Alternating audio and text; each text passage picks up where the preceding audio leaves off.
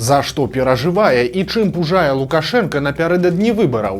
Якое старое пытанне прыляцеў вырашаць у Мінск расійскі прэм'ер-міністр, а таксама за што арыштавалі вядомага беларускага артыста? Вітаем, сябры! Гэта наша Ніва і зараз мы ўсё вам раскажам.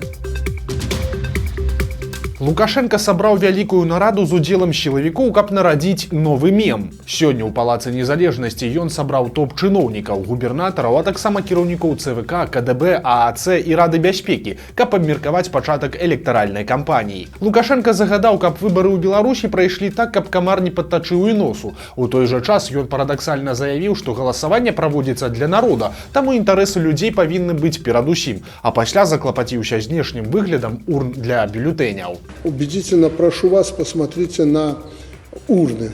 Если надо, давайте уже какие-то стандартные или по областям стандарт установим и сделаем красивые, нормальные, чтобы не было неприятно. Стационарные, переносные тоже надо, чтобы они хотя бы смотрелись нормально. Не абышлося і без традыцыйнага сеансу пужалак, вынікам якога стаў загад падначаленым чакаць найгоршага варыянту развіцця падзей. Гэтае слово асабліва пільна канспектаваў Іван Терцель. Что касается провокаций информационных, политических и прочих, возможно, они были, есть и будут. Просто не надо расслабляться. Ах, у нас общество такое, эти отмороженные самые, они сбежали и прочее. Хватает в обществе разных людей. И расслабляться здесь никому ни в коем случае не надо. Особенно нам, органам власти на местах. Лукашенко сцвярджае, што яго праціўнікі за мяжой рыхтуюцца ў першую чаргу да падзей 2030 года, але паспяшаўся перасцерагчы чыноўнікаў ад расслабленасці. Маўляў, усё можа змяніцца ў любы момант. Акрамя таго, удзельнікам нарады загадалі ўсяляк дапамагаць кіраўніку цэнтрвыбаркама Ігару Карпенку, але каб гэта не выглядала ўмяшальніцтвам у выбары. А напрыканцы Лукашенко выдаў новы мем пра утрыманне ўлады. Все должны понимать, что мы уже поднаторели за эти годы и понимаем, что власть растопыренными руками не держит.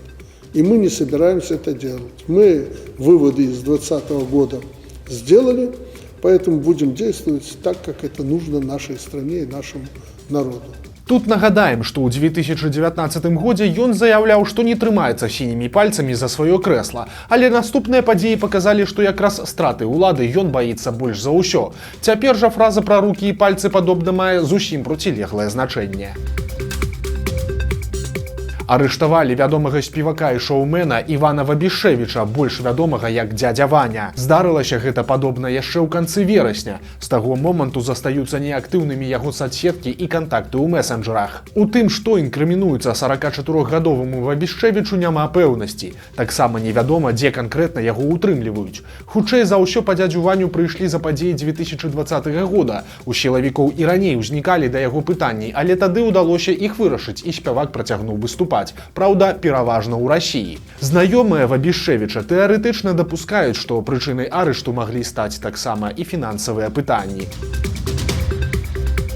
Стала вядома, з чым звязаная новая маштабная хваля затрыманняў па ўсёй краіне. З пачатку кастрычніка супрацоўнікі камітэта дзяржаўнай бяспекі пачалі арыштоўваць людзей у рамках крымінальнай справы, заведзенай па артыкуле «Змова з мэтай захопу ўлады».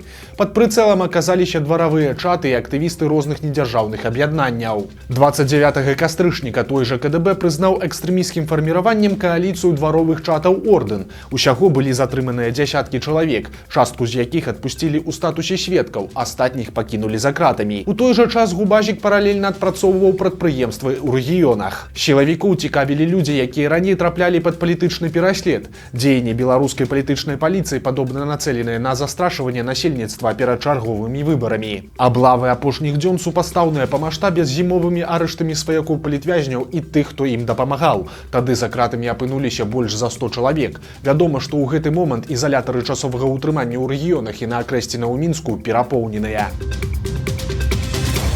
Расійскі прэм'ер-міністр прыляцеў у Мінск для вырашэння старога пытання. Сёння ў сталіцы Беларусі прайшло пасяджэнне Саўміна саюзнай дзяржавы. Адным з асноўных пытанняў, якое абмяркоўвалі на сустрэчы Міхаіла Мішусціна і Рамана Галоўчынкі, была адмена роумінгу паміж Расіяй і Беларусю. Над гэтым пытаннем дзве краіны б'юцца ўжо каля 10 гадоў, але дагэтуль удалося дабіцца хіба што зніжэння тарыфаў. Па выніках гэтай нарады Галоўчынка і Мішусцін падпісалі рэзалюцыю аб стварэнні камфортных тарыфаў на паслугі сувязі і інтэрнэт, якая будзе дзейнічаць толькі з сакавіка наступнага года. Яе цяпер павінны ўзгадніць Лукашэнка і Пуцін у снежні. Важна адзначыць, што пра дзесяткі разоў абяцаную адмену роумінгу гаворкі не ідзе, і нават у такім выглядзе змест дакумента супярэчыць ранейшым заявам чыноўнікаў, якія абяцалі нешта зрабіць да канца года.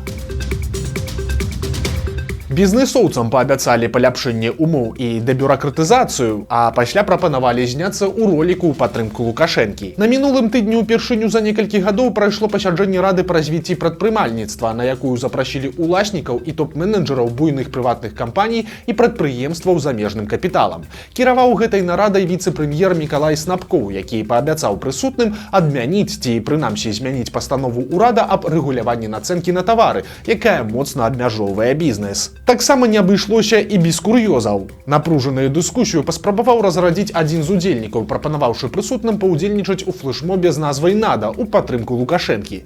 Незразумела, ці то быў недарэчны жарт, ці то правакацыя, каб паназіраць, хто і як на яе адрэагуе, але, як расказалі нам некаторыя удзельнікі нарады, ім было не да здымак, а ўсю сітуацыю яны ўспрынялі як анекдот. Адзін з удзельнікаў прэзідэнцкіх выбараў папрасіў сваіх прыхільнікаў дзейнічаць без самадзейнасці. Пасля рэгістрацыі сваёй ініцыятыўнай групы Ганна Канапацкая звярнулася да сваіх падпісчыкаў у Фэйсбуку. Яна заявіла, што тысячы ейных прыхільнікаў гатовыя ўзяць удзел у зборы подпісаў, але Канапацкая перасцерагла іх ад залішняй самадзейнасці, бо, цытата, «У гэты раз усё нашмат больш строга».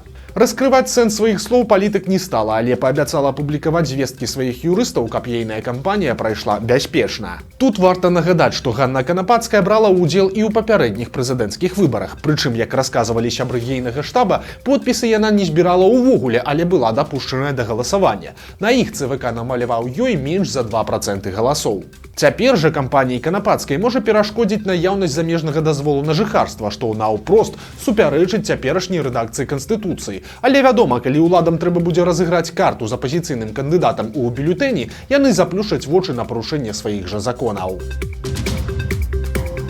У Беларусі вынеслі першы прысуд па справе аб адмаўленні генацыду беларускага народа. У мінскім гарадскім судзе скончыўся першы працэс па артыкуле, які толькі нядаўна з'явіўся ў беларускім крымінальным кодексе. 55-гадовага тынкушчыка, акрамя адмаўлення генацыду, прызналі вінаватым і ў абразе Лукашэнкі. Па версіі следства, мужчына на працягу 3 гадоў адміністраваў у аднакласніках суполку, у якой крытыкаваў кіраўніка Беларусі і нібыта сцвярджаў, што Хатынь пацярпела не ад нямецка-фашысцкіх акупантаў, а ад партызанаў. У выніку суддзя Яўген Пісарэвіч прысудзіў мужчыну 3 гады калоніі. З тэатра, які грамяць улады, сышла яшчэ адна зорная актрыса. На мінулым тыдні мы расказвалі пра тое, што з рэспубліканскага тэатра беларускай драматургіі пасля адміністрацыйнага арышту звольнілі Максіма Брагінца, Дмітрая Давідовіча і Арцёма Курэня, на якіх трымаліся самыя касавыя пастаноўкі. Цяпер жа стала вядома пра сыход з трупы Ганны Семянякі. Ейнае фота ўжо прыбралі з тэатральнага сайта. Дакладная прычына звальнення актрысы невядомая, але можна меркаваць, што яно звязанае з тым, што Семяняка замужам за Арцёмам Курэнем іграла з ім разам у шэрагу спектакляў. Па неафіцыйнай інфармацыі, у тэатры не збіраюцца аднаўляць спектаклі, якія цяпер няма каму граць. Іх проста будуць замяняць новымі. Пажылая мінчанка памерла пасля таго, як падавілася тварагом з чырвонай ікрой. У камітэце судовых экспертыз расказалі пра трагічны выпадак, які здарыўся ў канцы ліпеня ў мінскім раёне. У хуткай дапамозе атрымалі паведамленне, што 84-гадовай жанчыне стала кепска падчас прыёму ежы, і яна страціла прытомнасць. Медыкі, якія прыехалі на выклік, канстатавалі смерць пенсіянеркі. Судова-медыцынская экспертыза выявіла ў дыхальных шляхах жанчыны харчовую масу з тварагу і чырвонай ікры. Гэта і стала прычынай смерці пажылой жанчыны ў выніку механічнай асфіксіі. У Оршы за палітыку асудзілі вядомую настаўніцу, якая рыхтавала пераможцаў алімпіяд і 100-бальнікаў. 4 лістапада па артыкуле за распаўсюд экстрэмісцкіх матэрыялаў асудзілі Наталью Сізінцаву. Жанчына настаўніца гісторыі і грамадазнаўства ў другой аршанскай гімназіі. Сярод ейных вучняў пераможцы рэспубліканскіх алімпіяд па грамадазнаўстве і тыя, хто атрымліваў 100 балаў на ЦТ. Вынік суда над Натальяй Сізінцавай невядомы. Усяго па падліках праваабаронцаў учора па палітычных справах у Віцебскай вобласці асудзілі як мінімум 13 чалавек, 5 у Глыбокім, па 3 у Оршы і Полацку і яшчэ 2 у Лепелі. А ў Польшчы грамадзяніна Беларусі будуць судзіць за шпіянаж на карысць КДБ. Як сцвярджаюць у агенцтве ўнутранай бяспекі Польшчы, 53-гадовы беларус Мікалай Н. збіраў звесткі пра вайсковыя аб'екты і перамяшчэнні вайсковай тэхнікі ў горадзе Бяла-Падляска, а пасля арганізоўваў каналы сувязі са спецслужбамі Беларусі. Паведамляецца, што мужчына працаваў на КДБ на працягу 5 гадоў. Яго затрымалі ў сакавіку мінулага года, а судзіць яго будуць разам з грамадзянінам Польшчы, якога называюць саўдзельнікам.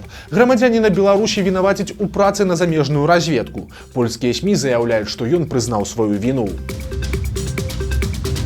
Праўладны тэлеперсанаж выказаўся супраць прарасійскіх наратываў. У эфіры ток-шоу на СТБ абмяркоўвалі знешні ўплыў на дзяржавы і ў якасці прыкладу звярнулі ўвагу на выбары ў Малдове. Адзін з гасцей ток-шоу, палітолог Вадзім Баравік, заявіў, што ў іх умешваліся абодва бакі, і Захад, і Расія, а пасля раптоўна стаў разважаць пра тэрміналогію. Давайте назвать правильно, никакой Молдавии нету, и Белоруссии нету. Молдова, Беларусь.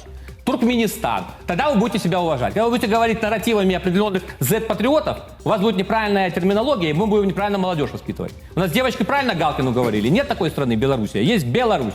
Я хочу все страны называть по Конституции. С этого начинается уважение и центростремительные силы. Не берег слоновой кости, вот, а Кот-д'Ивуар. Да, это я вот согласен. І тут цікава, што сам Баравік пераважна прасоўвае прарасійскія наратывы. Яго можна назваць такім Гайдукевічам на мінімалках. Ён такі ж істэрычны, самаўпэўнены і мае сваё меркаванне па любой тэме.